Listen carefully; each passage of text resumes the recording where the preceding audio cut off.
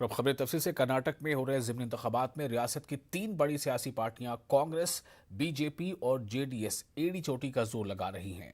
आज वज़ीर आला बसवराज बोम्मई ने हांगुल असेंबली हल्के में बीजेपी के उम्मीदवार के हक में मुहिम चलाई। वहीं कर्नाटक प्रदेश कांग्रेस कमेटी के सदर डीके शिवकुमार ने कांग्रेस उम्मीदवार के हक में मुहिम चलाई।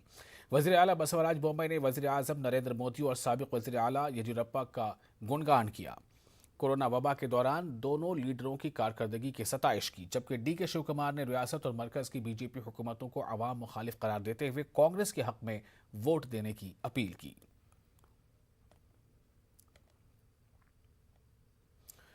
गौरी लंकेश कत्ल मामले में सुप्रीम कोर्ट ने बड़ा फैसला सुनाते हुए मुलजिमीन पर कोका के तहत मामला दर्ज करने की हिदायत दी है।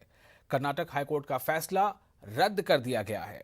हाईकोर्ट ने इससे पहले मुलजिम मोहन नायक के खिलाफ कोका के तहत मुकदमा चलाने की मनाही कर दी थी।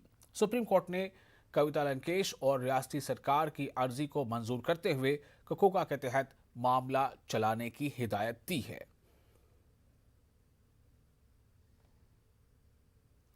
आगे बढ़ते हैं। कर्नाटक में कॉफी की काश्तकारी के लिए मशहूर चिकमगलुरु जिले में जबरदस्त बारिश हो रही है। मुसलसल बारिश से आम जिंदगी बुरी तरह मुतासिर हुई है। पिछले 1 माह से यहां बारिश का सिलसिला जारी है। बारिश से कॉफी के काश्तकारों को नुकसान उठाना पड़ रहा है। चारबंडी घाट, कोटेगहार, बंकल और बालूर इलाके में बारिश बहुत ज्यादा हो रही है।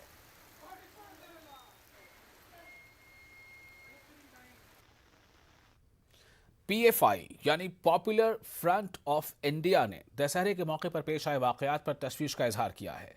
बेंगलुरु में पीएफआई के नुमाइंदों ने कहा कि रियासत की बीजेपी हुकूमत ने संघ परिवार की तंजीमों ने खुली छूट दे रखी है। चंद हिंदू तंजीमों ने तलवारों का मुजाहरा करते हुए, त्रिशूल तकसीम करते हुए एक तबके के खिलाफ नफरत फैलाने की कोशिश की है। बयान की वजह से कंट्री में आकर एक सेक्युलर फैब्रिक जो है वो डिस्टर्ब होगा है और कम्युनल एक एजेंडा लेकर ये लोग काम कर रहे हैं। तो इसको आकर जो भी है इसके ऊपर एक्शन लेकर उनको सज़ा देना है। यानी यहाँ जो इंडिया जो है एक डेमोक्रेटिक कंट्री है, यहाँ पर आकर हिंदू मुसलमान एक भाई भाई की तरह यहाँ पर हम लोग ज़िंदगी बसर कर रहे हैं। लेकिन इस तरीके से इंसिडेंट से क्या होता है, एक नफ़रत एक फैलता है। तो ये नफ़रत के ख़िलाफ़ जो है हम लोगों को इकट्ठा होकर ये जो भी नफ़रत फैला रहे हैं इनके खिलाफ हम लोग इनके डेमोक्रेटिक वे में हम लोग को काम करना।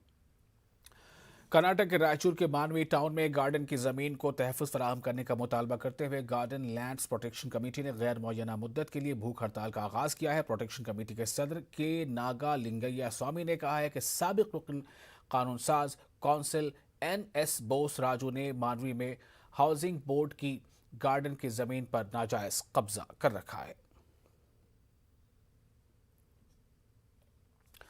कर्नाटक के यादगीर में जश्न ईद मिलादुन्नबी सल्लल्लाहु अलैहि वसल्लम की मुनासबत से इंतजामी कमेटी मस्जिद सदर दरवाजे के ज़ेर एहतमाम प्राइमरी और हाई स्कूल के तलबा के लिए इस्लामी क्विज़ मुकाबले का इनेकाद अमल में आया। वाज़ेह है कि इंतजामी कमेटी की जानिब से गुज़श्ता 13 बरसों से इस्लामी क्विज़ मुकाबलों का इनेकाद किया जा रहा है। क्विज़ मुकाबलों में यादगीर शहर के मुख्तलिफ स्कूलों के तलबा ने हिस्सा लिया।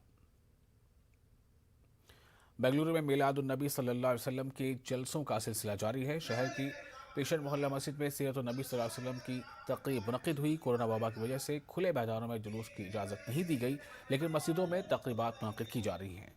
पेशन मोहल्ला मस्जिद की नई कमेटी ने कहा है कि मस्जिद के तहत दीनी तालीम फराहम करने का सिलसिला शुरू हुआ है। अरबी के साथ उर्दू तालीम का भी नज़्म बनाया गया है। मस्जिद के इंतख़ाबात से कबल जो भी वादे किए गए हैं इन्हें जल्द से जल्द पूरा किया जाएगा। और इसी के साथ इस बुलेटिन में फ़िलहाल इतना ही। मुझे दीजिए इजाज़त। आदाब।